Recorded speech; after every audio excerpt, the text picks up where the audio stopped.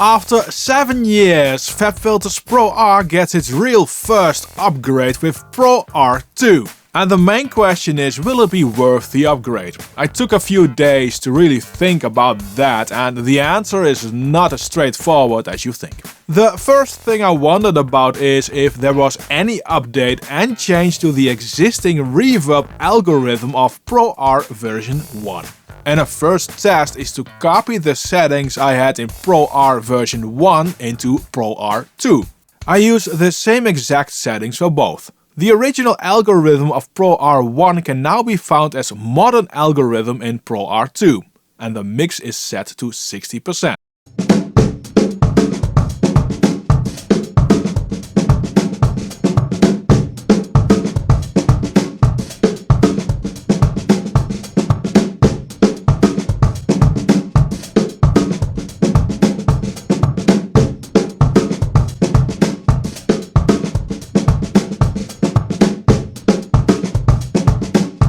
Let's go to 80%.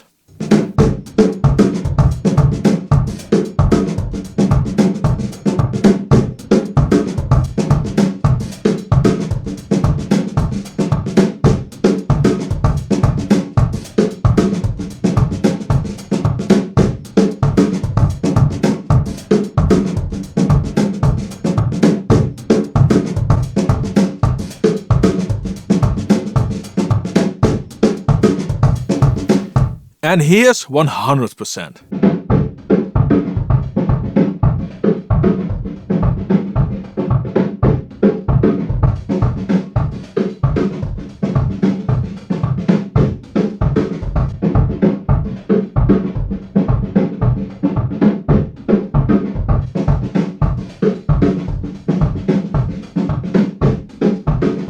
It's clear that there are differences with the same settings. Pro-R2 sounds a bit more brighter, more forward. But here's the thing. These differences are because of a different scaling of the brightness dial, the different tuning of the character control in Pro-R2 and the impact of the new thickness control. The original sound of Pro-R version 1 can be described as clean, maybe even somewhat thin. Because of that, the addition of the thickness control is a welcome addition in my opinion. This will add saturation and density to the reverb.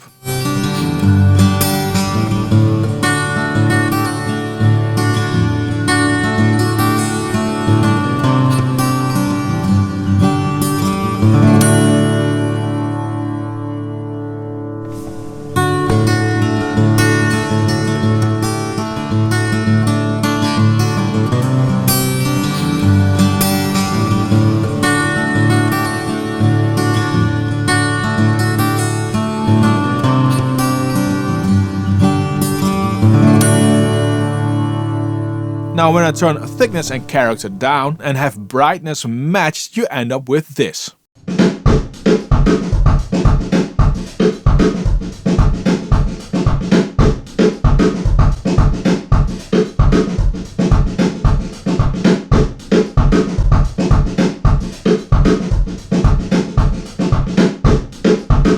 And here they are with one of them phase inverted. You get absolute silence. That means that the modern algorithm is exactly the same as the algo of Pro-R1.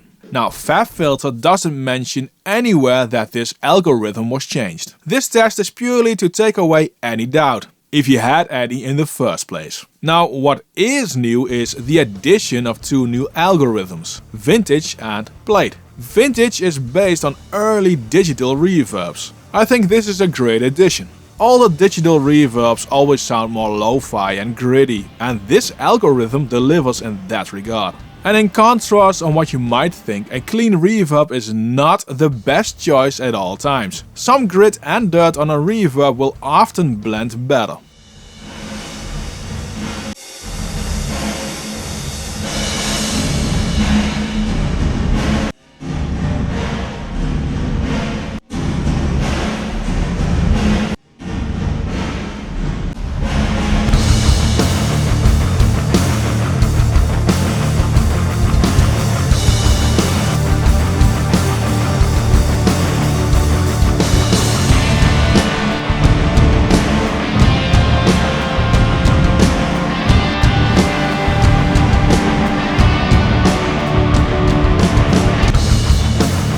The plate replicates the sound of vintage plate reverb and has that typical high frequency metallic character.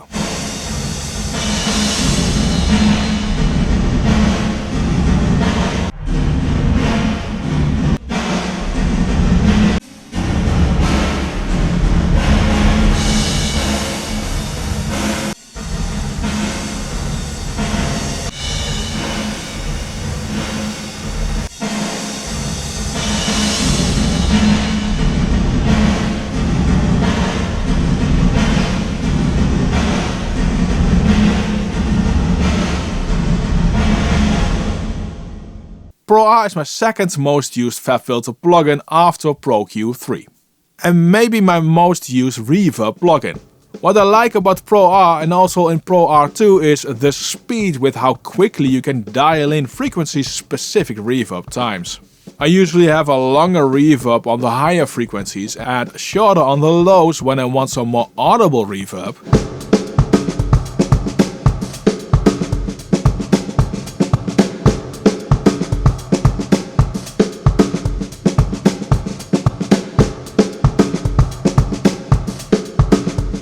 And I'll use short on the highs and a bit bigger on the mid to lows when I want more space around the sound but not necessarily an audible reverb.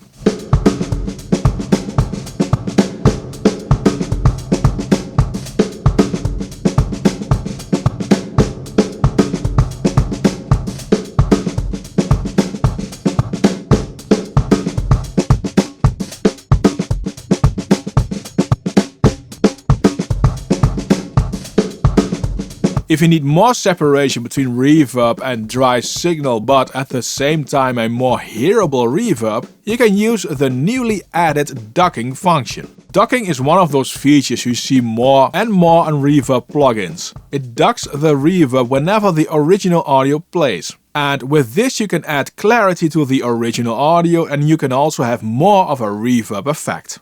Gotta catch it before it passes on by. Gotta catch it before it passes on by. Gotta catch it before it passes on by.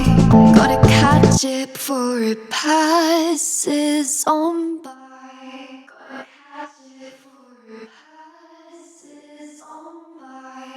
What is a shame is that this ducking doesn't have an external sidechain input. That would be just that much nicer to have. You can consider ducking to be more of an effect, and the new Autogate certainly falls into that category as well. This Autogate is ideal to create the gated reverb sound. It works very simple and can be synced to the tempo of your project.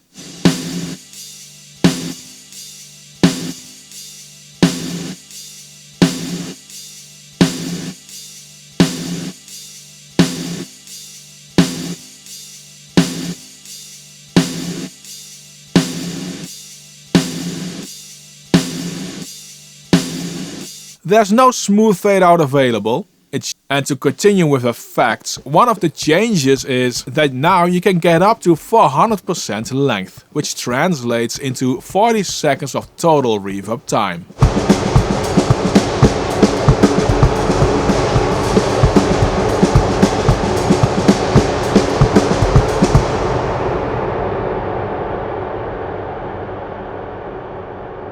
And if that is not long enough, you can now also toggle freeze. Unendingly long reverbs for effects and more.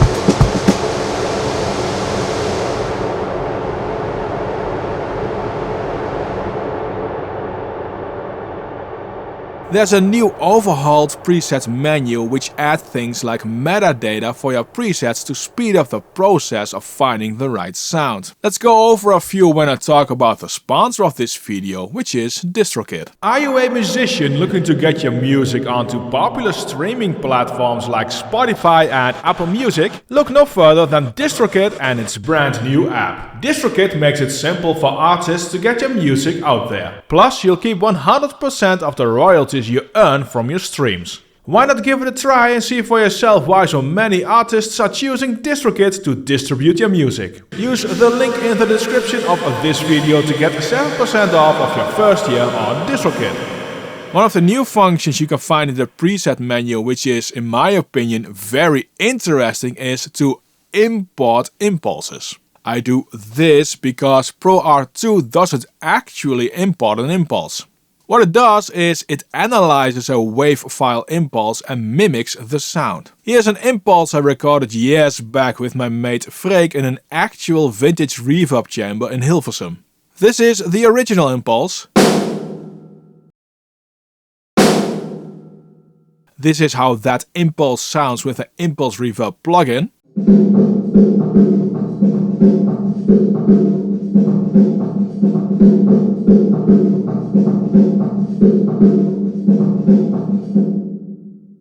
And this is what Fabfilter Pro-R2 has done.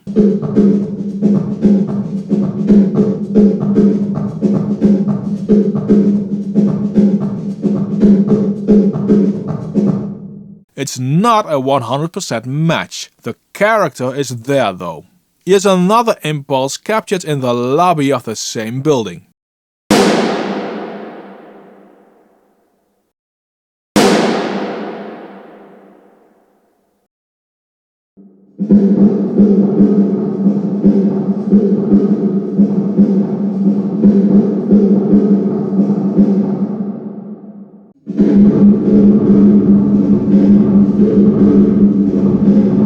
Again, not a perfect match, but the character fits.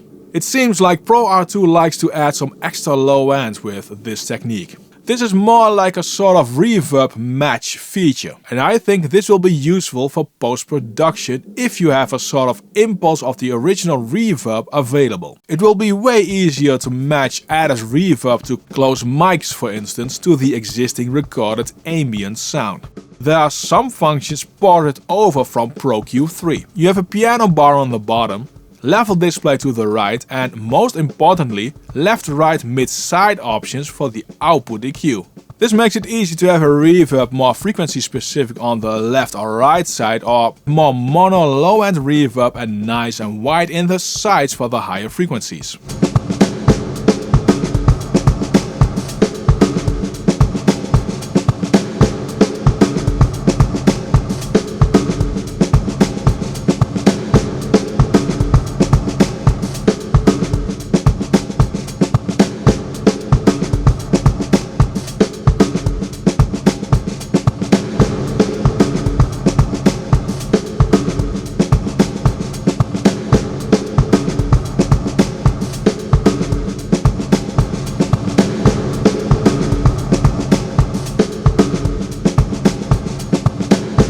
Visually, Pro-R2 is very similar to version 1, which I don't mind. I already thought version 1 had a great interface. The biggest visual differences are the rearrangement of some knobs, the addition of some controls, and the change of the looks of those controls. Now, I'm not 100% convinced the new looks of these controls are an actual improvement. They look prettier, but with version 1 it was very clear what each of the settings were, and with version 2 this is somewhat less. With version 2 the extra labeling on the knobs like bright dark or close far are removed, which I think is a shame. I get why Fabfilter did that. There are now 10 dials instead of 7 and it could get cramped. All in all, I think the user friendliness of version 2 is a small step back. I prefer version 1 in that regard. One thing I need to mention is that Pro-R2 now has full immersive Dolby Atmos functionalities with layouts up to 9.1.6. I don't have a setup like that at hand, but I think it will be very interesting for those who work with those kind of setups. The upgrade price is around $60 if you own Pro-R version 1. If you buy new, it's around 170 euros or dollars. If you really liked Pro-R version 1, you must decide for yourself if the new added functions are worth the upgrade price for you. In my opinion, Pro-R2 really is a tool and something which will work in most occasions, but not the one reverb to rule them all. But it is a very good reverb which will work most of the time. In that regard, it still is just like Pro-R version 1, even with the 2 added new algorithms. You most likely still want to get a real character reverb to use besides Pro-R2. Don't forget to subscribe and I'll see you in the next video.